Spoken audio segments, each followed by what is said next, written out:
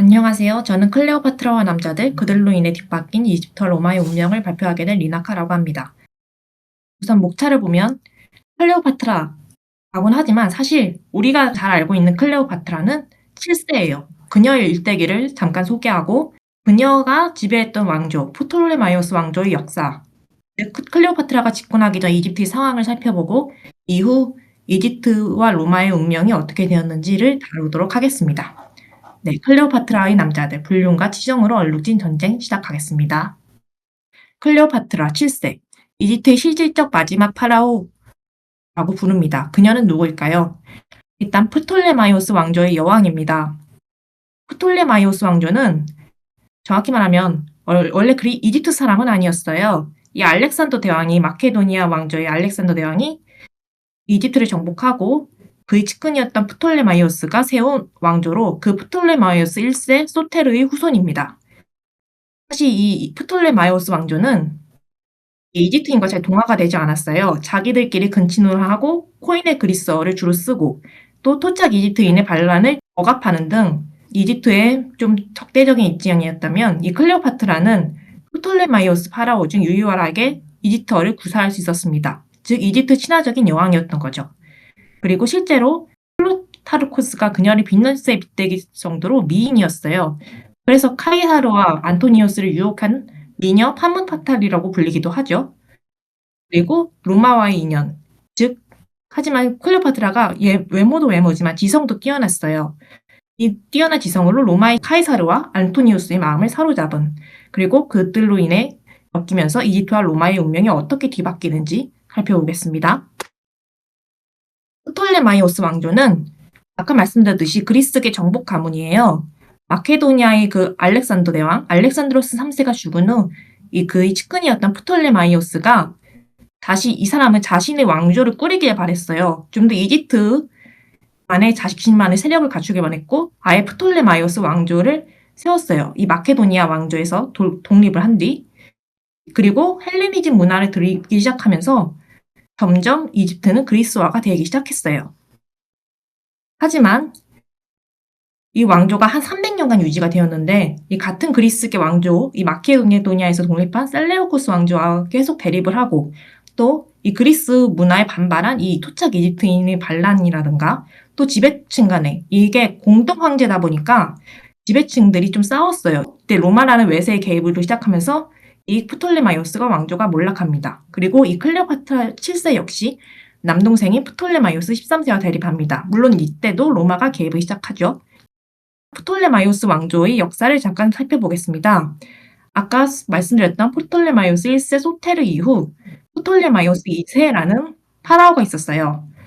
사실 이들은 비록 그리스계 정복 가문이지만 파라오라는 호칭을 썼어요. 자신들이 파라오라고 생각하고 이집트의 그리스 문화를 들이기 시작하면서 점점 나라는 번영하고 헬레니즘 문화도 발전하고 이집트와 헬레니즘 문화가 융합되면서 한참 번영을 하는 듯 보였는데 이 프톨레마이오스 3세 이 사람 때 프톨레마이오스 정청기가 시작이 되어요. 바빌로니아를 정복. 이게 지도인데 이 노란색 영토가 프톨레마이오스 왕조입니다. 이때 이 프톨레마이오스가 바빌로니아까지 진격을 하면서 전성기를 누리고 그 다음에 하지만 이때 몰락이 시작되는 건 아마 정확히 말하면 이 프톨레마이오스 6세 때부터일 거예요. 5세, 6세. 이때 토착 이집트인이 반란을 일으키면서 로마의 개입이 시작이 되거든요. 로마 공화정의 개입으로 서서히 이 그리스계 정복 가문이 몰락이 시작하고 이 프톨레마이오스 12세는 클레오파트라의 아버지입니다. 근데 이 사람은 입지 안정을 위해 로마에 막대한 뇌물을 바쳤어요. 왜냐하면 사생아였기 때문에 이 사람이 입지가 약했거든요. 근데 이게 반발을 많이 불러일으키죠. 이게 다 누구 세금입니까? 다 이집트인들이 내야 되는 세금인 거예요. 이집트인들이 반란을 일으켜서 몰아내버려요, 아예. 쫓아내고 새로운 여왕을 세우는데 베레니케라는 여왕이 있는데 그 여왕은 클레오파트라 언니예요. 이 사람이 로마의 도움, 이 폼페이우스, 그때 카이사르와 대립했던 그 폼페이우스인데 그 사람의 도움을 받아서 그 여왕을 처형시켜버리고 자기가 파라오가 돼요. 그리고 이때 자기가 정권을 잡았지만 이미 이집트는 쑥대밭이 되어버렸죠. 이때 등장한 사람이 바로 클레오파트라 7세입니다. 이 클레오파트라 역시 이 이복 동생인 프톨레마이오스 13세, 아까 말했던 그 12세의 아들이죠. 이 사람과 권력을 놓고 대립했어요. 둘이 공동황제였거든요. 근데 공동황제인데 보통 공동황제가 대립을 하죠. 이게 협력을 안 해요. 근데 이때 어떻게 클레오파트라가 이 동생을 몰아내기 위해서 어떻게 하냐? 몰래 카이사르. 이때 카이사르가 폼페이우스를 쫓아내고 정권을 차지한 상태였거든요. 이때 카이사르에게 도움을 청했는데 이때 클레오파트라가 어떻게 전략을 세우냐면 자기 몸을 보자기에 숨겨요. 보자기에 숨겨서 딱 카이사르 앞에 딱 갇히니 클레오파트라가 딱 나타난 거죠. 카이사르는 이 클레오파트라의 전략에 넘어간 거죠. 이 미모에도 반했고요. 그래서 이때 카이사르가 클레오파트라를 도와줘요. 그래서 이 클레오파트라는 이 프톨레마이오스 13세를 쫓아내고 이 막내 남동생 프톨레마이오스 14세예요. 이 두 막내 남동생을 그냥 명목상 공동황제를 파라오로 내세운 뒤 자기가 실권을 장악하죠. 그리고 카이사르하고 클레오파트라가 아들을 낳아요. 이 카이사리온이라고 하는데 이 아들이 태어나자 이 사람을 프톨레마이오스 15세로 추대해요. 한마디로 3명의 파라오가 있었던 셈이죠. 하지만 카이사르는 말 그대로 로마는 로마고 이집트는 이집트인 것이다. 라고 하면서 클레오파트라에게 사랑만 줬지 로마의 실권을 주지 않았어요. 클레오파트라는 사실 나름 이 자기가 카이사르의 아들을 낳으면서 이 로마까지 좀 집어삼키려고는 했었는데 결국 실패하고 말죠. 그러나 이 클레오파트라는 다른 남자를 포섭하니 그가 바로 마르쿠스 안토니우스예요. 이 안토니우스는 원래 카이사르의 측근이었는데 카이사르가 브루투스에게 암살을 당하죠. 브루투스를 몰아낸 사람이 옥타비아누스와 안토니우스였던 거예요. 이 클레오파트라는 안토니우스를 포섭해요. 이 안토니우스 역시 파르티아의 전쟁을 해야 하기 때문에 이 전쟁 자금을 모집하기 위해서 처음에는 클레오파트라에게 접근을 했고 결국 두 사람의 사이에서 사랑이 싹트고 자식들까지 태어나요. 근데 이 안토니우스는 아예 로마의 속주를 나눠주고 개선식까지 알렉산드리아에서 치르는 등 이집트의 의존적인 모습을 보였어요. 실제로 이 사람이 이 안토니우스가 이집트에 머무르느라 이 아내 풀비아가 옥타비아누스에게 반란을 일으키는데 패배했는데도 그냥 무관심했어요. 근데 옥타비아누스가 약간 자비를 베풀죠. 풀비아가 죽으니까 물론 병으로 죽은 겁니다. 병으로 죽으니까 이 옥타비아누스가 자신의 누이 옥타비아와 안토니우스를 결혼시켜요. 화해 차원에서 결혼시켰는데 이 안토니우스는 이 옥타비아하고 잘 맞지 않았어요. 이 조신하고 착하고 외모는 평범하고 이런 여인과 맞지 않았던 거죠. 그래서 클레오파트라와 연을 맺기 위해 옥타비아와 이혼하려고 해요. 급기야 유언장에 알렉산드리아에 묻히고 싶다고 남기기까지 했죠. 그때 이 안토니우스 역시 옥타비아누스에게 나름 반발감이 있었는데 옥타비아누스가 나름 인기를 얻고 있었거든요. 이 사람이 카이사르처럼 형제가 되려는 거 아닌가라고 하니까 실권자 지위 연장하지 못한다고 반격하면서 이 안토니우스 역시 옥타비아누스에게 시비를 붙여요. 하지만 로마인들은 이미 안토니우스에게 좀 돌아서 버렸죠. 이미 클레오파트라한테 로마 속주도 주고 개선식도 치르고 하니까 결국 안토니우스와 옥타비아누스는 대립을 하게 되고 이는 내전으로 번집니다. 네, 이 두 실권자의 전쟁이 악티움의전인데요. 기원전 9년 2월 옥타비아누스와 그의 장군 앙그리파가 이끈 함대와 안토니우스 클레오파트라 연합 함대가 이 악티움 근처 이오니아에서 전투를 벌여요. 보면 알겠는 여기 지도가 좀 작게 나오긴 하는데 이 빨간색이 옥타비아누스의 군대이고 이 보라색이 이 안토니우스와 클레오파트라의 군대예요.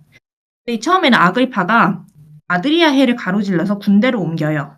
옥타비아누스는 코르푸 섬을 그리스 본토에 상륙해 육지로 군대로 옮기는 거죠. 즉 아그리파가 해안을 장악하고 옥타비아누스가 그리스 육지를 장악하니 안토니우스는 육지와 바다 양쪽에 갇힌 상황이었죠. 이때 클레오파트라가 겁을 먹어요. 사실 클레오파트라는 궁중암투나 정치에 익숙하지 전쟁에는 그렇게까지 재능이 있지 않았거든요. 경험이 없었어요. 이게 클레오파트라 가운데입니다. 이 사람이 어떻게 하면 이렇게 전진한 다음에 후퇴를 갖고 이집트로 도주를 해요. 안티오니니우스 군대는 클레오파트라가 도주하는 모습을 보고서 이제 끝났구나 하고서 같이 도주를 해버려요. 그래서 사기가 꺾인 거죠. 그리고 도주를 하고 처음에는 이 사람들이 대기를 좀 하려고 했어요. 이 악티움의전에서 패배를 했지만 나중에는 성공할 수 있을 거라고 생각을 했는데 이미 로마인들의 마음은 이 안토니우스에게서 떠나버린 거죠. 결국 이 안토니우스는 실권을 잃고 자결을 하고 클레오파트라 역시 이 안토니우스가 죽었다는 소식을 듣고 자결을 합니다. 옥타비아누스는 로마의 유일한 지배자가 됩니다. 그 이후 로마와 이집트는 어떻게 되었는가? 크게 네 가지 파트로 나눠서 볼 수 있습니다. 먼저 클레오파트라의 자손들, 즉 카이사리온. 카이사르와 클레오파트의 아들은 옥타비아누스에게 처형당하고 그 외 클레오파트라 자녀들, 즉 안토니우스와 클레오파트라 자녀들이죠. 모두 로마로 압송되고 여자는 그냥 포로가 돼버리고 남자는 다 처형돼요. 그리고 클레오파트라가 죽으면서 이제 300년 프톨레마이오스의 왕조에 멸망하고 이 이집트에서도 사실상 파라오라는 호칭이 사라지죠. 왜냐하면 이 3번 먼저 해볼게요. 3번 동안 이 3000년 동안 유지해온 파라오 그 시대를 유지해온 이집트는 로마의 소수주로 전락하고 로마 총독이 다스리거든요. 이때부터는 이제 로마의 총독이 지배를 하지 파라오가 지배하는 세상이 아닌 거예요. 이제 이집트 곡창지대는 로마의 쌀바구니 역할을 하게 되면서 하나의 속주로 전락하고 맙니다. 그리고 이 옥타비아누스 2번 보시면 로마의 유일한 지배자가 된 옥타비아누스는 원로원에게 아우구스투스 존엄한 자라는 칭호를 받아요. 그리고 본격적인 황제로 즉위하면서 이제 온전히 그 사람이 실권을 장악한 거죠. 로마 공화정이 끝나고 로마 제정이 시작됩니다. 이렇게 이집트와 로마의 운명이 완전 뒤바뀌게 되죠. 그리고 이 클레오파트라라는 의 비극적인 사랑 이야기는 세익스피어나 조지 버나드 쇼 같은 유명한 창작자들에게 창작의 영감을 불어넣어 영화로도 만들어졌어요. 특히 이때 1964년에 엘리자베스 테일러가 연기한 클레오파트라 이미지가 지금까지 널리 알려져 그녀의 사랑 이야기는 이렇게 역사를 넘어 시대를 넘어 많은 사람들에게 영감을 주었다라고 말할 수 있겠습니다. 이상 발표를 마치겠습니다. 감사합니다.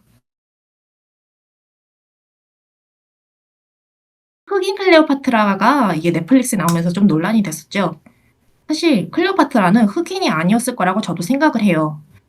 엄밀히 말하면 이 프톨레마이오스 왕조가 계속 근친혼을 했기 때문에 그리스의 핏줄이 계속 이어졌거든요. 근데 이 그리스계 백인인 건 맞아요. 근데 온전한 우리가 생각하는 금발의 파란 눈의 백인은 아닐 거라고 생각을 해요. 그리스 쪽이 보면 금발의 파란 눈은 절대 아니거든요. 오히려 좀 약간 카무잡잡하면서 좀 검은 눈과 검은 머리카락을 가지고 있는 그러면서 흑인은 또 아닌 실제로 지금 이집트도 흑인은 아니잖아요. 이게 이집트 사람들은 오히려 북아프리카이지만 오히려 아랍계 인종들이니까 그렇기 때문에 오히려 흑인 클레오파트라의 가능성은 없다고 봅니다.